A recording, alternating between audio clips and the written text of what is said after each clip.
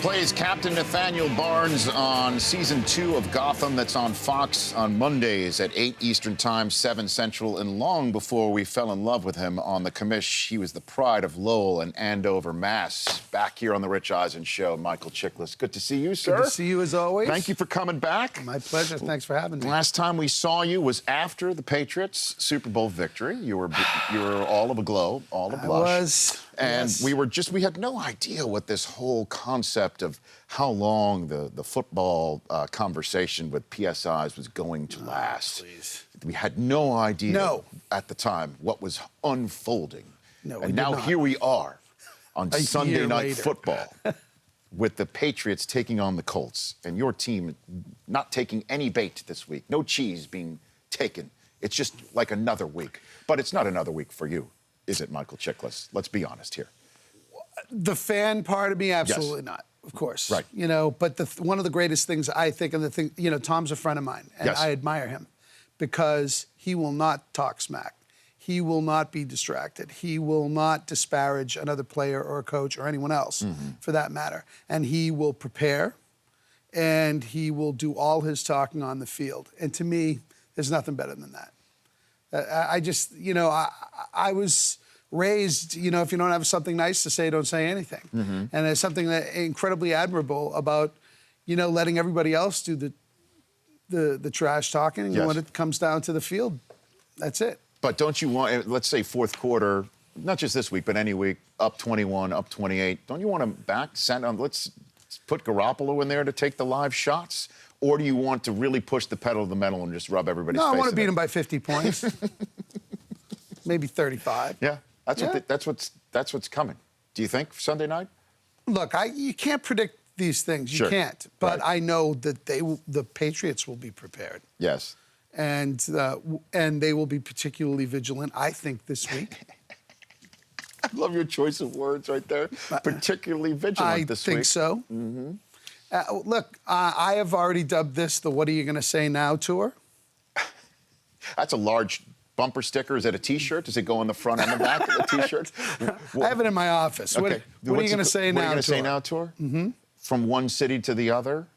But this has to be the circle date on that tour, don't you think? Against the Colts? Well, it's one of them. I think the What's largest another one? I think the largest one is the last one. Okay. Why? Oh, you mean this? You mean the one in the last one? The one in Santa Clara, California? Is that what you're saying?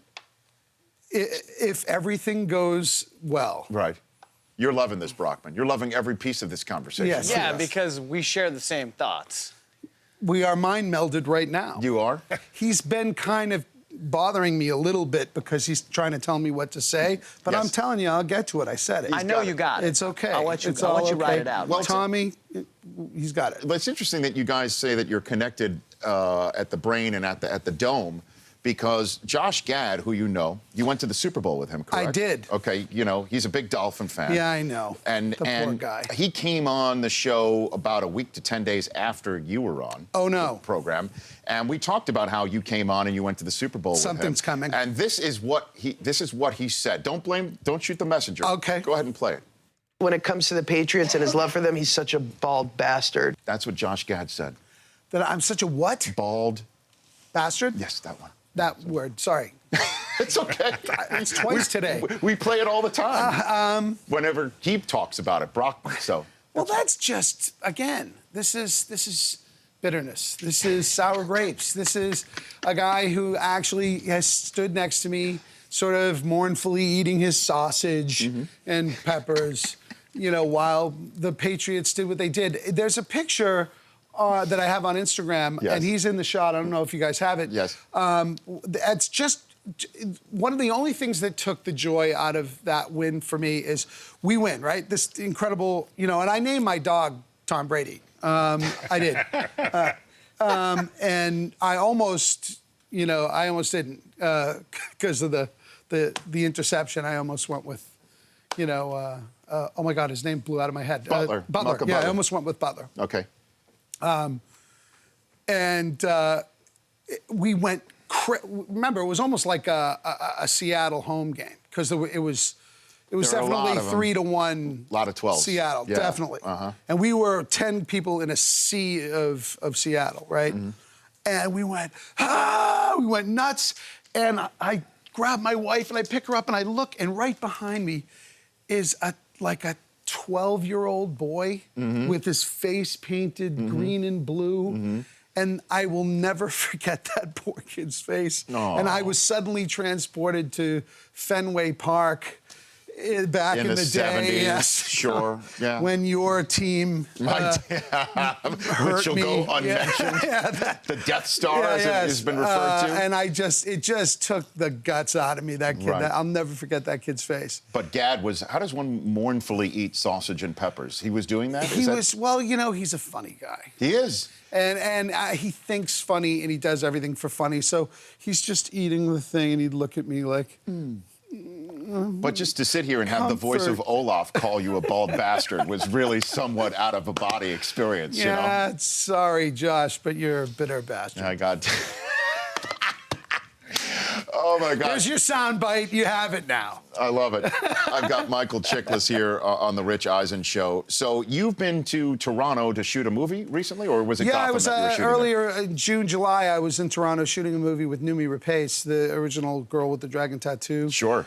Phenomenal, and we did a creepy sci-fi thriller together, which that's crazy, called Rupture. Okay. And I had a chance to go see Toronto play because whenever I'm in a new city, I love to go to the ballpark there and see that. Had you never been to the place formerly known as Skydome? I had not been. Okay. So I was lucky enough to go and catch a couple of games. Got to know one of their pitchers, an Aussie named Liam Hendricks. And I was watching this team and I thought, this is the best team that this team has fielded since the early 90s, since they won. The last time they made the playoffs? Yeah, that's right. I mean, they just have an incredible battery of offense. Their defense is, what's the center fielder's name? Yeah, Pilar. Oh, my Kevin Pilar. God. He's like, He's an acrobat. He wears a Superman shirt underneath his jersey because of the way that he flies around out there. Yeah, he's an acrobat. Yeah. And I really enjoyed watching them, and I thought, these guys, this is their year. They're formidable. Although in terms of getting to the show, I think I'm on the bandwagon with everybody else with regard to the Cubbies, because being a Red Sox fan, I mean, 107 years.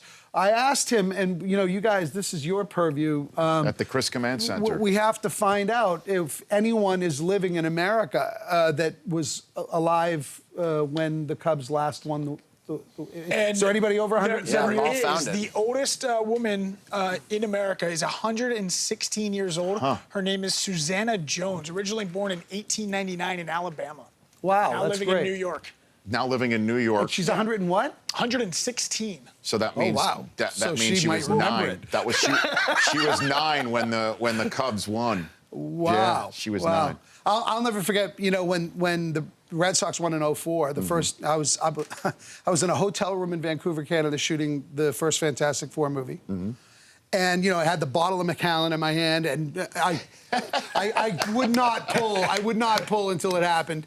And, we finally get the last out, and I pull it, I'm screaming out the window, the Bambino's dead! He's dead! And the poor Canadian, they're like, just what? like, what is happening? Call the cops. That's Somebody's exactly. dead. No idea. And the phone rings, and I go, ah! And it's my grandmother. And she goes, the last time these effing guys did this, I was 1. Because she was 86.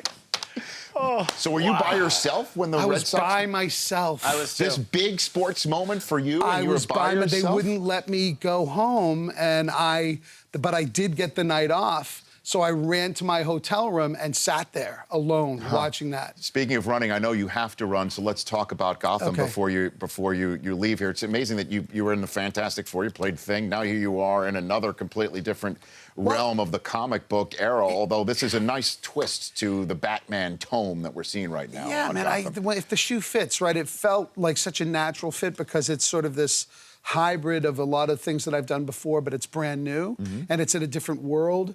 And I've been in the Marvel world, and I've done lots of cops and robbers stuff, but Sure. I've never sort of mixed the two, and now the DC universe is much more noir and, and dark.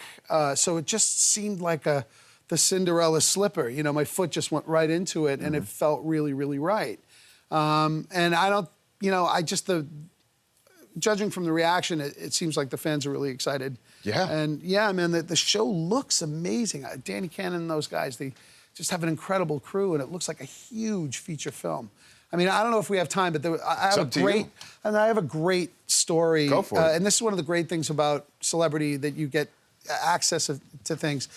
Years ago in the 90s, I went to a celebrity golf tournament. It was a Bryant Gumbel event down in Florida. And I found myself at breakfast at a table with Joe DiMaggio. Oh, my gosh. Yogi Berra, Joe Garagiola, Pudge Fisk, and Johnny Bench, and me.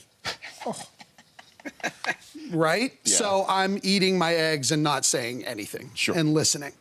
And Yogi and Garagiola were regaling us with these great stories about their youth in St. Louis together. Sure.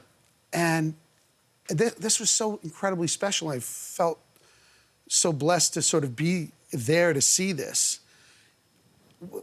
Toward the end of breakfast, all of a sudden, Garagiola turned to Yogi and said, for like 70 years, I've been your second, and I would do it again. And he got emotional. And we all went like, oh, my gosh. Yeah, it was beautiful. He was basically saying, I've been your right hand all these years, and I'd do it again. And it gave me, I got goosebumps again. Yeah, I could see it. I mean, it was extraordinary.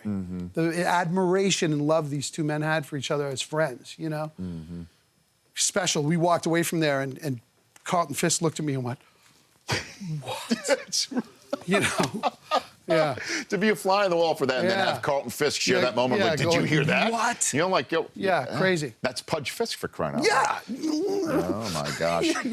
Well, congrats on another great season of Gotham. We had Ben McKenzie on the show, the commish from this show. Yeah. And I know he's a Dodger fan, so pass along if you speak to him our condolences for his Dodgers going out last night. It's 8 p.m. every Monday night on Fox. Gotham, please come back, will you please? I sure will. You bet. Absolutely. Michael Chiklis right here on The Rich Eisen Show. We're back in a minute's time to take a couple more of your phone calls, and I believe our pick three? Pick three, yep. DraftOps.com, Friends of Rich Celebrity League picks will be in a moment.